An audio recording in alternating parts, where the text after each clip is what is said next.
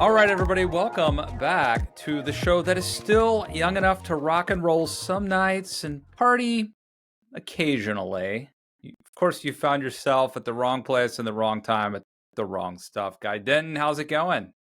We're starting to decline. The excess and the abuse are beginning to take their toll, but we still have a lot of life in us, Matt. I think at least enough to get through the remainder of the election cycle.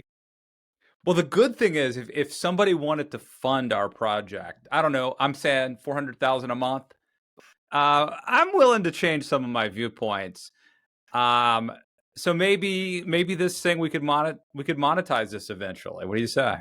Yeah, I don't know if you're planning a trip to Tennessee anytime soon, but I've heard that might be I've heard there's a real thriving industry there around that sort of thing, so there might be opportunity for us.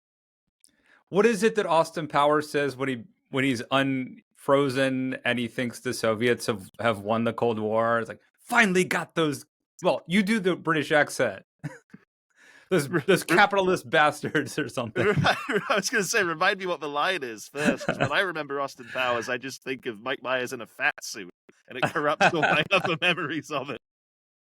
Well, of course, we're alluding to this story. The Department of Justice alleges that Russia funded a media company that funneled money to several top right-wing influencers.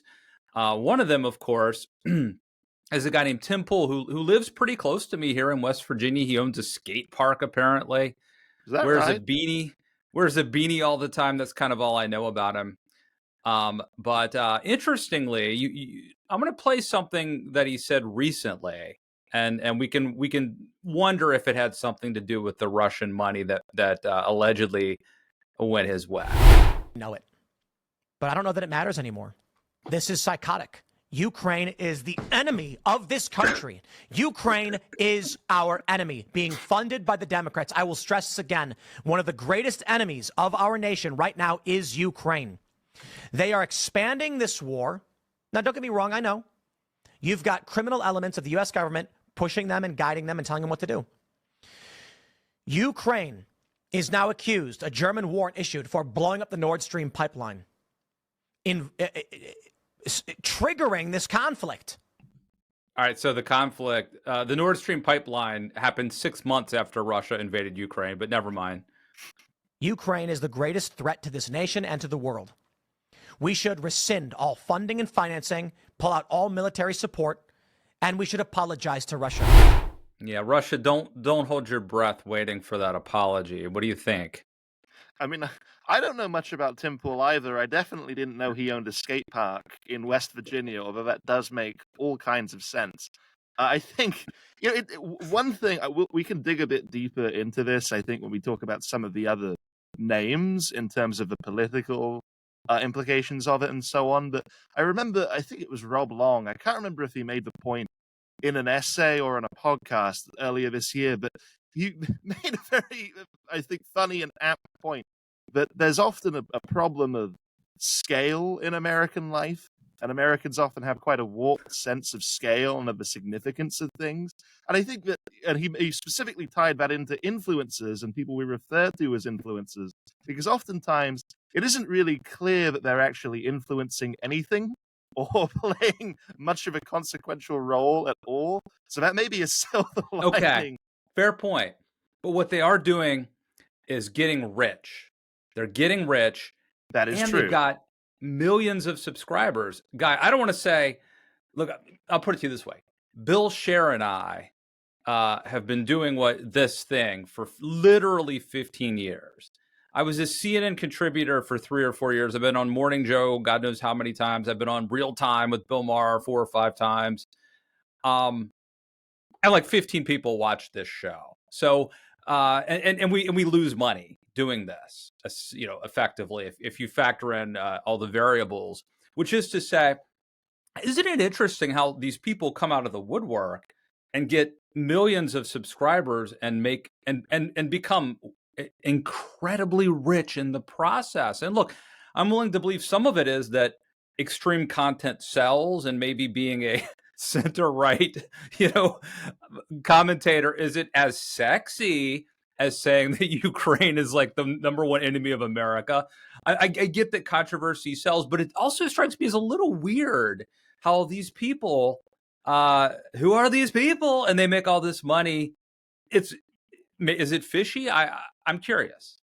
Well, I don't know much about Tim Pool, but I do know I know more about Dave Rubin, who's also been implicated in this. And Yeah. my understanding is that Tim Pool became successful and became a prominent internet personality in Trumpy and sort of alternative right-wing circles around the same time that Rubin did. And I think with a lot of these people, they were in the right place at the right time, and they just happened to capitalize at what was going on the internet and what was going on in popular culture and what was going on the Trumpist right at the time, in a way that no one else really understood or would be profitable or noticed as something that could be profitable. I mean, Rubin's gimmick, especially in the beginning, is that he was someone who didn't belong to the left anymore. I'm still a lot of the kind of rhetoric that we would take seriously. I'm a classical liberal. I believe in the American ideal, but I can't say that on the left. So I guess I have to join the right and slowly sell out all of those principles and All right, become well, a ventriloquist dummy for Trump. Let me just make this point, which I think you're leading to, which is if you look at right now, you've got Donald Trump, who was a Democrat. You've got Tulsi Gabbard, Elon Musk, Joe Rogan, Kanye West, RFK Jr., all people of the left. And then, you mentioned Dave Rubin. He comes from the Young Turks. This guy, Tim Pool, comes from Vice of the left. Benny Johnson, who's also apparently implicated in this. And again, they are not accused of knowingly being involved. They are what we might call dupes or useful idiots, I think is the term of art. So they're not traitors. They're just allegedly being used to advance Russia's propaganda messages. Benny Johnson's interesting, right? I think he starts off at the Blaze, which is Glenn Beck's outfit. Then he goes to BuzzFeed, which is seen as a liberal outlet. He gets fired for plagiarism. National Review swoops in and rescues him and rehabilitates his image. And then I think he went somewhere else and was embroiled in a scandal. And by that point, he was able to go out on his own. And the YouTube world existed where if you are a kind of a right-wing grifter, you can make a mint. So these are not like, in general, none of them are normal conservative Republicans, right? These are all people who tended to be of the left in many ways. Well, I think all of them, especially around the 2016, 2017, late 2015 moment, built a career and built a new kind of business model on top of taking ideas and packaging them and presenting them in a way that made them seem repressed and made them seem censored and making that look sexy and making that look cool and that look alternative and that look sort of outre and edgy. And I think people are drawn to that. I think they drew in, especially people like Rubin and, I like Ben Shapiro in a lot of ways. Ben Shapiro isn't implicated in this, but I think Ben Shapiro's model did this too. They targeted young people in particular who, people in their late teens, coming out of high school, going into college, who are first catching the political bug, right, and becoming intoxicated by ideas and debate for the first time. And when they see these ideas that seem oppressed, but also are presented in a very eloquent and well-packaged way, in a way with high production values, right? Oh, that yeah, can be right, very because they can afford the nice cameras and stuff. Exactly. That we don't have. And also just frankly, we don't. Hey, go to patreon.com/Matt Lewis, and maybe you'll get us there. No, then we can take money from Russia. Please help us get to that point. I mean, they could, I guess, give me money through Patreon, but it's not going to get them anywhere. But look, this could be a lot more pervasive than we know. This could be more extensive. Let's go to Marco Rubio. He's on Fox News here as an apologist for this. And let me just say, if you're watching the YouTube channel, Rubio looks like I was duped by Marco Rubio. I was a huge fan of Marco in 2016. He's become a complete sellout. He doesn't even look like the same person. He sure as hell doesn't sound like the same person. But here we go. Every one of those stories are real and truthful. Can you explain to me and this audience what that indictment's about? Okay, so disinformation is something totally different from what they are going after or describing. Disinformation is when you make up things that aren't true and you spread it so people think they're true.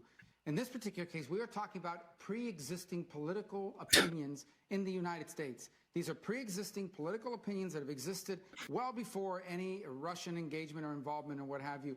One of the indictments that came out yesterday, it does not allege that these people that they say were being funded by the secret donor that was hiding their true identity, they already had these opinions. They already believed in these things. They legitimately believe in the views that they're espousing. They were victims. They were targets of a fraud in which someone posing as just a regular investor had Russian money behind them. I am so ashamed that I supported that guy, that sweaty MFer. These are pre-existing opinions that they had. Well, first of all, it's interesting. A lot of these people were Ron DeSantis fans, and at some point they became Donald Trump fans very quickly, and that's interesting. So maybe not all their positions were pre-existing. But look, let me just draw an imperfect analogy. But one thing that we know is that during the Cold War, the Soviet Union exploited racial divisions, and that they would maybe back black nationalists and also white racists or something like that. Well, those people probably had pre-existing opinions. But if Russia or the Soviet Union at the time was funding them and helping them get their voice, amplified, that's a big deal. If the communist Chinese were doing the same exact maneuver and funding a left-wing YouTube channel, do you think Marco Rubio would be like, hey, no, nothing to see here, people. That's just free speech? Well, I think the point he's making there was actually a point I'd planned on making, except the way he presents it, it doesn't have any negative implications to it. Because what Rubin and Poole and Johnson have all insisted is that they were just unwittingly duped by this company. They weren't aware of any of this. And I can believe that that's the case. But if that is the case, then that's so much worse. Because that means that everything they were saying beforehand perfectly aligned with what the Russian government wants to do and the sort of poisonous ideas that the Russian government wants to promote in this country. And the Russian government saw that and realized, hey, we could discreetly pass these along we could discreetly hire these people to promote exactly what we want to promote, and no one will know the difference. That's infinitely worse than if they were just doing it unknowingly. That's infinitely worse than if they were just doing it deliberately, I mean. I would have never believed that the American conservatism, and look, these guys are not conservatives, and they're certainly not Republican Party staffers, but they belong to the Republican Party now. Marco Rubio is just defending them. They belong to the American conservative. They belong to conservatism, sadly. The Conservative Inc. with a capital C. I never would have thought we would have been the side that would have been useful idiots for Russia and dupes like this. I'm still grappling with that a decade later. It's amazing to me. But here we are. Now, someone else who's had a run-in with this is my former boss, Tucker Carlson. As you may recall, he went to Russia, talked about how great their subways are, a la many other people, including, I recently learned Charles Lindbergh, I believe, made the same observation. But other people too, a lot of people have said that, and their shopping carts are great. You put a quarter in, you return it, you get the money back, or a dime or whatever. Great supermarkets. Never mind the Aldi in West Virginia has been doing that for 10 years. But nevertheless. But Tucker recently, I don't know if you saw this, he had this guy on, I think his name is Daryl Cooper, who is a revisionist historian who has this idea that the man over here, Winston Churchill, looking over my shoulder. We'll see if it shows up on the camera. I never know exactly what shows up in my background. That Churchill was the villain of World War II. Let's show the clip. I thought Churchill was the chief villain of the Second World War. Now, he didn't kill the most people. He didn't commit the most atrocities. But I believe, and I think when you really get into it and tell the story right and don't leave anything out, you see that he was primarily responsible for that war becoming what it did, becoming something other than an invasion of Poland. You know, Germany, look, they put themselves into a position, and Adolf Hitler's chiefly responsible for this, but his whole regime is responsible for it, that when they went into the East in 1941, they launched a war where they were completely unprepared to deal with the millions and millions of prisoners of war, of local political prisoners and so forth that they were going to have to handle. They went in with no plan. So Churchill's to blame. He started World War II and caused it. He was wearing a tight robe, and Hitler couldn't resist. He was asking for it. But then Germany, you know, they invade all these countries. They're unprepared. They're just incompetent. They don't know how to handle all of these POWs that they've got. All these, so they had to commit atrocity. What are you going to do? What's a person to do when you've got all these, prisoners? That's on Tucker's show. What do you make of that guy? Well, and by the way, are you a Churchill stan? Being from Great Britain, you know what's interesting. I mean, I like Churchill, right? Obviously, Churchill is it's interesting that in British education, or at least when I went through it, Churchill is presented fondly, right? He's obviously presented as a morally righteous figure who was instrumental in winning the war, but my recollection is we weren't taught, you're regularly taught World War II, but we weren't taught very much about Churchill, or very much about Churchill's life, or the specifics of Churchill's role in it, and definitely not what Churchill did elsewhere in politics and after the war was over. So, and I think that will only that trend will only continue now that Churchill is being routinely demonized as a racist and a force for the force of bigotry and prejudice and evil, whose reputation should be tarnished. We once had a French au pair. No, she didn't wear the outfit. We had an au pair from France, and her family came and visited, and none of them had heard of Lafayette. Literally, Lafayette was completely unknown. I think he's just not that. I don't think this is a commentary on the family. I don't think Lafayette is that famous in France. I don't think they knew Rochambeau either. So anyway, but look, that's a problem. Greatest man of the 20th century, and yet he's the Rodney Dangerfield now. He gets no respect. No respect. Well, there's a lot that could be said about this. I mean, first of all, it ties quite nicely into the previous story, in that I had no idea who this Cooper guy was before I saw the story break and saw the clip.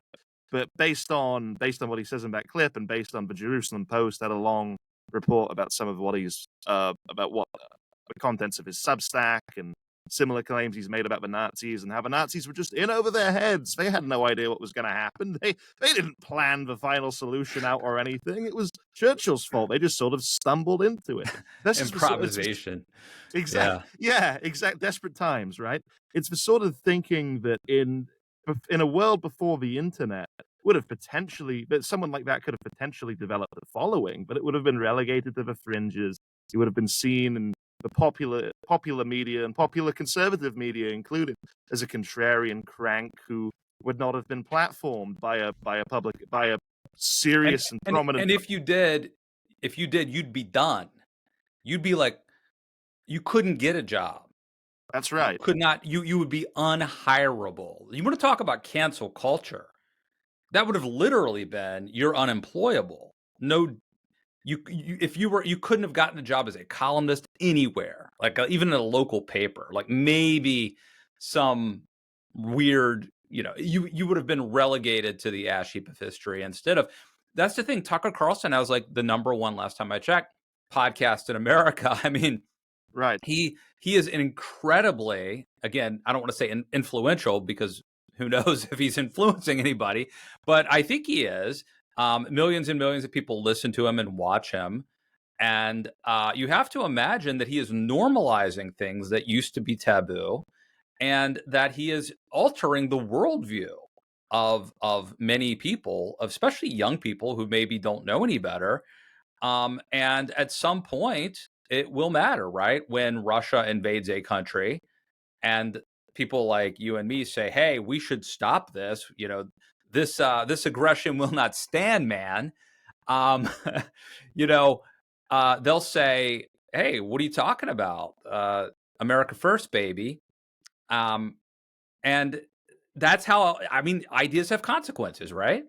That's right. I mean, tying this back to the previous discussion, I think people, especially impressionable people who are discovering a lot of this stuff for the first time and are starting to think seriously about it, they see or hear ideas like that seem recherché or exotic or oppressed and held down in some way.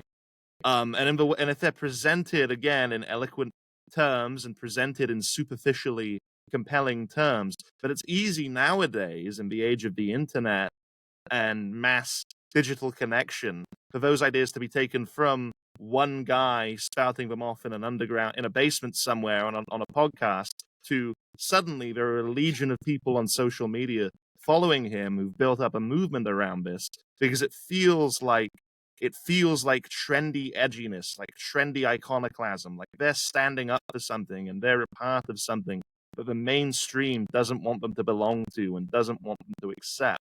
And Tucker should obviously know better than to lean into something like that.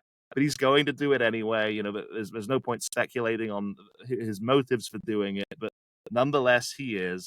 I think, but again, to the second point, to the other point you just made there, I mean, this is the sort of thing that a stable and sensible and well-rounded and healthy conservative movement would never stand for and would actively call out and would work to police and purge from our side, right? And I think until very recently, the right had an excellent track record for the most part of doing just that. I mean, there's so many examples you could pull from. You don't have to go back to William F. Buckley and the Birches. George H.W. Bush expelling David Duke for that kind of rhetoric in the 90s and saying he couldn't be a part of the right. Recently in the 2010s, National Review doing the same thing to people like John Derbyshire and who's the other guy? Robert Weisberg, who stood up, who weren't necessarily anti-Semitic initially, but leaned into a lot of the kind of ridiculous white supremacist, contrarian, revisionist thinking, wallowed in that sort of muck, but eventually led them to work for anti-Semites and go in that direction. And by leaning in, again, wallowing in the kind of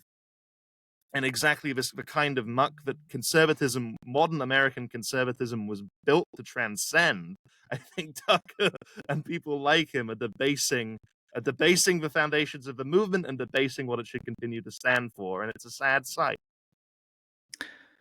All right, well, let's move on. Donald Trump said something this week that I think was significant and has been vastly underrated. It has not gotten the attention it deserves, I think. Here it is. What do you think you'll do in the debate coming up in a few days? So I've done a lot of debating, only as a politician. I never debated. My first debate was the Rosie O'Donnell debate, right? The famous Rosie O'Donnell debate, the answer. But I've done well with debates. I mean, I became president. Then the second time I got millions more votes than I got the first time. So I was told if I got 63 million, which is what I got the first time, you would win. You can't not win. And I got millions of more votes than that and lost by a whisker. And look what happened to the world with all of the wars and all of the problems. So Trump admits he lost by a whisker, But no one, I didn't see anybody in the mainstream media like pouncing on this, right? Like Trump admits that he lost. What I did think was interesting is this guy, Nick Fuentes, who is a white supremacist. And as Jonah Goldberg said, you know, he said something the other day, like the wokeism is so bad that that we're outsourcing our white supremacy to gay Mexicans or something like that. I don't want to misquote him, but anyway, check, too good to check. But he said something to that effect. Anyway, Nick Fuentes is very disturbed. Maybe it was incel. And what I don't get involved in that stuff, but it's a rich tapestry, man. There's a spectrum. But anyway, Fuentes is very concerned, not happy with what Donald Trump had to say about losing by a whisker. It's just because it's bullshit. They sold out. They sold out everything that MAGA represented at one point, and everything that it was is no longer. It's just really sad. And the 2020 comment, it's like, wow, that's how pathetic it's gotten. He's admitting, he says, "Oh, I lost by a whisker." So what was the point? Like, what's the point of any of it? You lost in 2020? Seriously? I mean, what are we even doing anymore? Then you're a loser. He's kind of the voice of reason here. Then you're a loser. You just lost. Then you lost to Joe Biden. You deserve to be charged. If he admits that he lost, then that actually vindicates the DOJ charge against him. Because the charge is that he knew he lost, but he lied to defraud the people. That's the DOJ's charge. I rest my case. Why did we do Stop the Steal? Why did anyone go to January 6th? Why is anyone sitting in jail? Why did anything bad happen to anybody? Why did everyone get censored? Why is everything bad that has happened to the people that are involved, why did that need to happen if you're just going to walk it all back and say, "Oh, I lost"? Well, it would have been good to know that before 1,600 people got charged. It would have been good to know that before I had all my money frozen, put on a no-fly list. We're only halfway through, but I got to keep it going. This is too good to, too good to stop. Banned from everything, lost all banking and payment processing. Would have been good to know that before I, in 2017, dedicated my life to this as an 18-year-old in college. Just feels like a big ripoff. And don't get me wrong, I'm an adult. It's not whining. I'm not complaining about it. All right, so now we're coming to the coping part of the rant, okay? The dealing with the, I don't know. Complaining about it. I'm saying you can't say those things for that reason. Like, don't get me wrong. I don't regret anything, and we all make our choices. And look, it didn't work out. Bargaining. It is what it is. So I'm not mad saying I want those years back. I want those decisions back. I'm not saying that. No. I'm saying that just goes to show what a tremendous betrayal it is. It's just such a callous indifference to the sacrifices that his supporters made on his behalf. Yeah. People are more willing, I think, to tolerate losing than a total betrayal. It feels now like the whole thing, and it wasn't pointless, but that's how it feels at this point. Yeah. So I know everyone considers me to be an extremist, but I'm the logical conclusion of Trumpism from 2016. I was the Trump generation. I turned 18 when he became president. I was one of the first guys, one of the first influencers in the post-Trump world. And, Yeah. And I didn't leave the movement. The movement left me.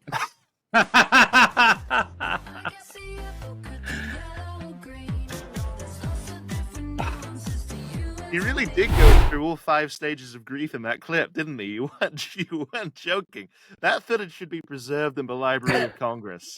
We should But I'm make like, sure. finally someone said it. Like, that's the most honest analysis and appraisal anyone's given this. I feel his pain. I had a joke prepared based on the first clip about how I can't wait for children to be studying the Rosie O'Donnell debate in their high school textbooks in 50 years, but I had no idea you had such a masterful clip planned to show after that would steal my thunder, Matt.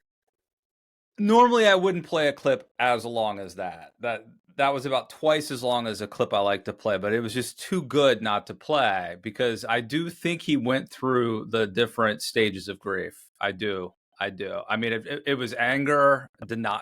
Well, I think he was past denial. But there was definitely anger. Depression. There's definitely bargaining. But I think there was a little denial in there too. I think he thinks that maybe by voicing this concern, Trump will get back in line. So I don't think he's actually given into a greater power and admitted that he can't control his addiction to the Donald. Well, there's also denial in the sense of, it's Trump's fault and the fault of the people who promoted the theory and suggested that this could be a possibility. But I went along with it and in turn promoted it and helped it expand on my show and gave it a platform, despite the fact that it was always obvious to anyone with eyes and ears that Trump was making all of it up, and Trump was never capable of producing a shred of actual evidence to reinforce what he was saying. But of course, why would you not have gone along with it, right? You can't blame him. He's an innocent victim. Now, what's crazy is Nick Fuentes, who, of course, had lunch, I think it was, with Donald Trump a couple years ago at Thanksgiving, I believe. He says all these horrible things about. He says these bad things about Trump. Trump doesn't respond. Who does Trump go after this week? Me. That's right. Because I dared criticize Tulsi Gabbard, Donald Trump went after yours truly. Mini Matt Lewis, loser Lewis, lying once again, choking like a dog. Why would Tulsi Gabbard lie? You know who does lie?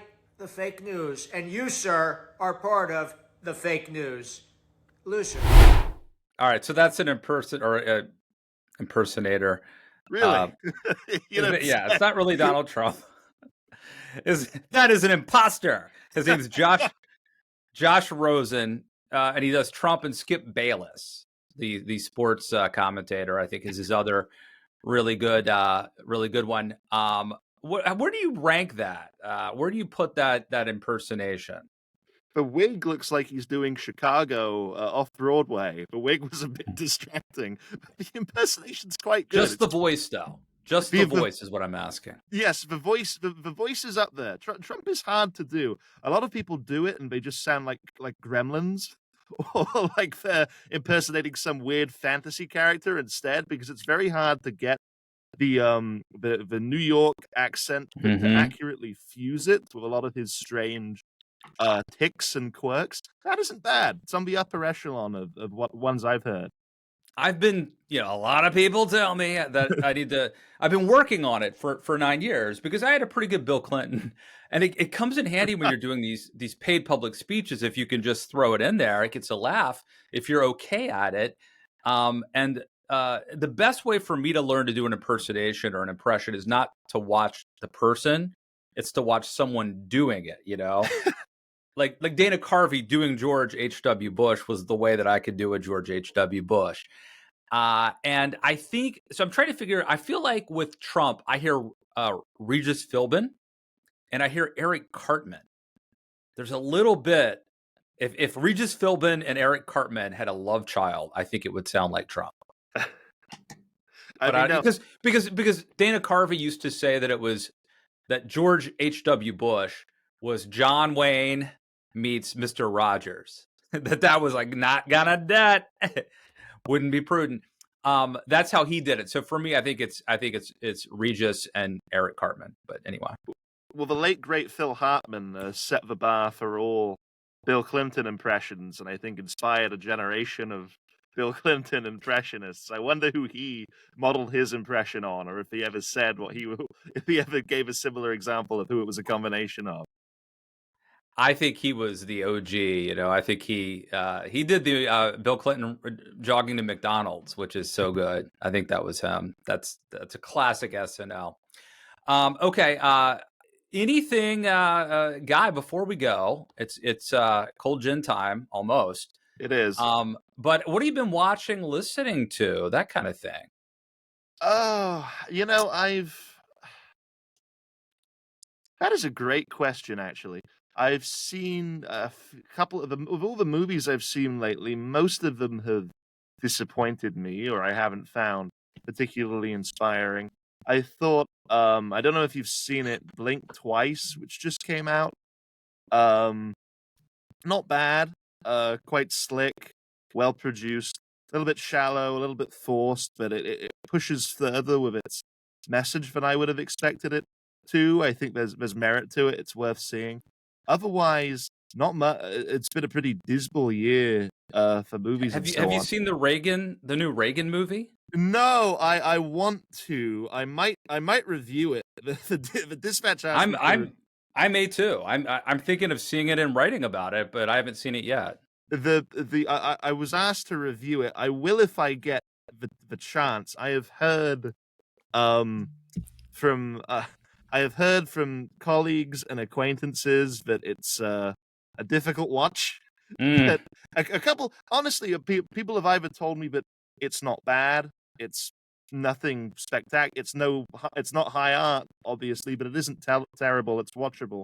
And other people have told me it's almost impossible to endure and is painfully embarrassing. So I feel like I should see it just to see. Just to evaluate for myself whether it's whether it's not too bad, so bad it's good, so bad it's just excruciating, where it stands in the hierarchy of a great American cinema. I just got around to watching this movie. It came out in 2023 called The Iron Claw, about the Von Erich family. Have you seen this? I have. Yeah, I liked it quite a bit. I was surprised. It's well made, but dude, that story's crazy. It's this family of professional wrestlers, and there's like apparently a curse on them because just one by one tragedy befalls them. It's really unbelievable. Way worse than, well, I don't want to say way worse, but it's akin to the Kennedy family, I would say. No brainworms. No brainworms in it. We should warn people in advance. I think the real story is even more depressing. I can't remember the specifics, but they cut a whole sibling out of the movie. Yep. Who I think in real life committed suicide or had some similar tragedy also befell him. Yeah, real life was even worse than the movie. Right. Actual. Yeah. And it's a very sad film, but I was surprised by how well made it is, by how well paced and written and acted I thought it was. I mean, I can't remember. Is it Justin Timberlake who plays the lead? Is it Zac Efron? Zac Efron, yeah. Who is like, built. He's like a professional wrestler. And I never would have recognized it was him or realized it was Zac Efron. He does a really quite shockingly good job in transforming into that character. And it's very affecting and well constructed. It's also funny, we make so many jokes about professional wrestling on this show. It's really funny to see Hollywood actually take the subject seriously and make a big budget, well produced movie about it, which I don't think has ever really. Well, they did the one about the Olympic wrestlers that got killed by the rich guy in Delaware. Yeah, and Darren Aronofsky did The Wrestler, which is right. But neither of those. I mean, The Wrestler is more of a character. Neither of those are about the actual craft or art of wrestling, right? They don't really linger on what's going on in the ring. Isn't really important in any of those movies. They're about character drama or historical study. In this, actually, the actual wrestling matches and how they're put together and what went into them and the physical toll of them and so on is as much of is emphasized just as prominently as the character drama, which is interesting to see. And you can also see that, like, I think they call it putting a character over or going over. I don't know the nomenclature, but that being able to speak, like, first of all, brother, Mean Gene, like being able to do that shtick is part of the job. And in fact, I think it's Zac Efron's brothers who are more successful than him. It seems to me partly because they're bigger than him, but partly just because they were better at the shtick than he was. He was maybe the best wrestler, at least in the movie, it looked like. It probably one of my favorites from last year. If I had to pick a top 5 of American movies, at least, it would definitely be in there. All right, I'm also watching this show on Apple TV called Bad Monkey, starring Vince Vaughn. I heard about this. Yeah. Yeah. I'm about halfway through, so I can't give it a conclusive review. But so far, I don't think my wife likes it as much as I do, but I'm really liking it. I'm really, it's Vince. If you like Vince Vaughn, and I don't think she does.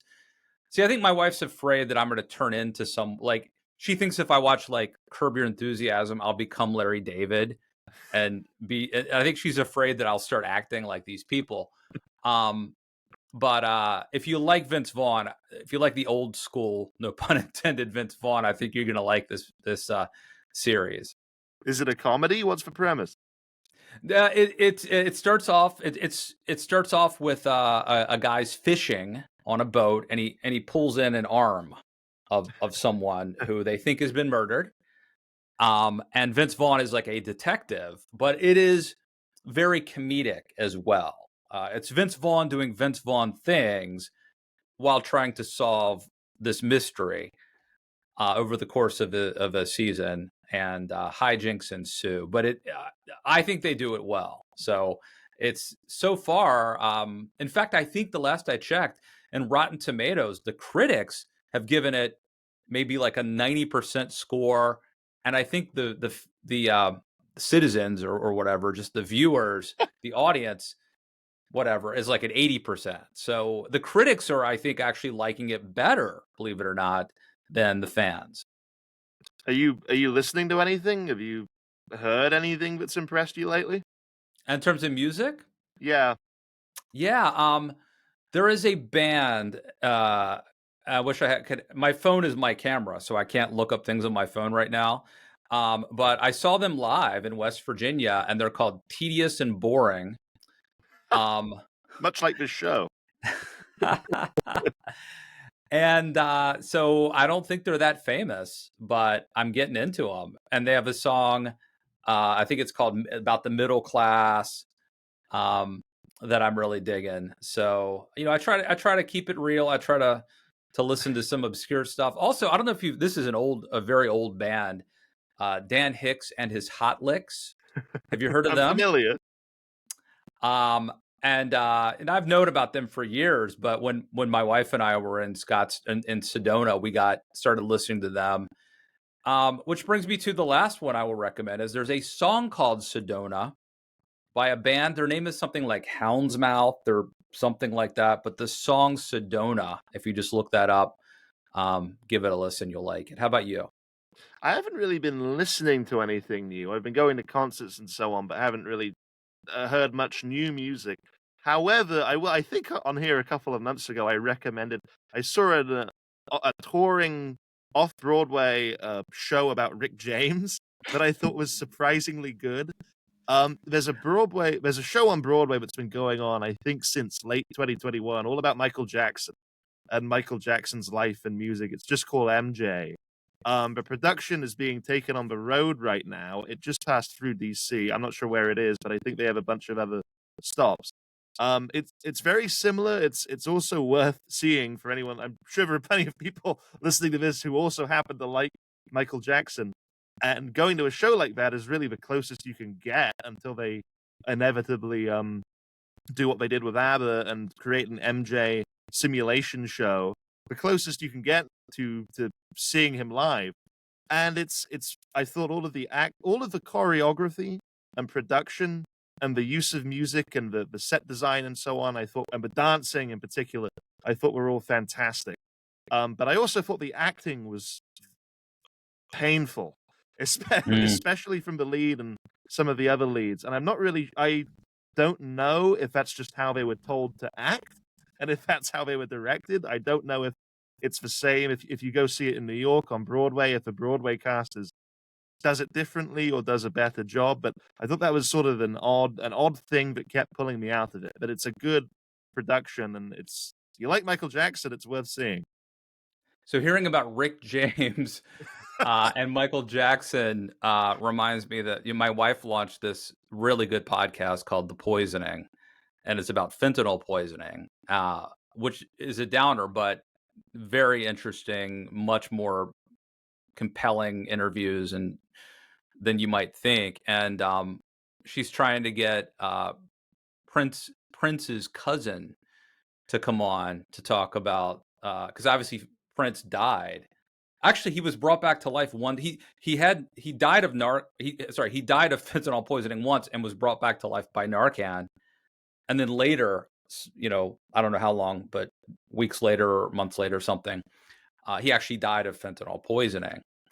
And so he has a cousin who was his drummer, and I think played in some other notable bands, who is kind of making this a cause to raise awareness. So she's trying to get him on board. So, but of course, when we were talking about it, we had to think of Charlie Murphy's Real Hollywood Stories with Rick James and Prince and the Revolution playing basketball and eating pancakes. I was going to say that you was and your posse versus me and the Revolution. That was a much darker segue than I anticipated when you said, speaking of Rick James. I did not know Prince died of fentanyl poisoning. I thought it was prescription drugs or similar. I had no idea. And actually, I think Tom Petty did too. Really? And interestingly, both of them had hip problems, that they were partially self-med. Actually, I think with Tom Petty, it was maybe just opioids. But with Prince, it was fentanyl, I believe. But both tragic, and both had hip issues. So, I think she may be talking about that to help, get interest in it, to get people to listen so they can hear. But it's crazy stuff, man, that she's covering. She just had this Rolling Stone reporter on who told this just crazy stories about all these teens who during the COVID lockdown had nothing to do. They started doom scrolling their phone, and they started buying what they thought was Valium or Adderall on social media, and a lot of them woke up dead. So not a good scene. It's so weird. I wanted to end on a happy note, and here we are. So anyway.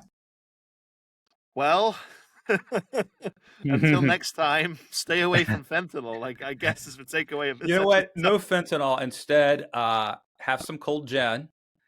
That's right. Party sometimes, rock and roll on non-school nights, and see us back here in the wrong place at the wrong time at the wrong stuff next week.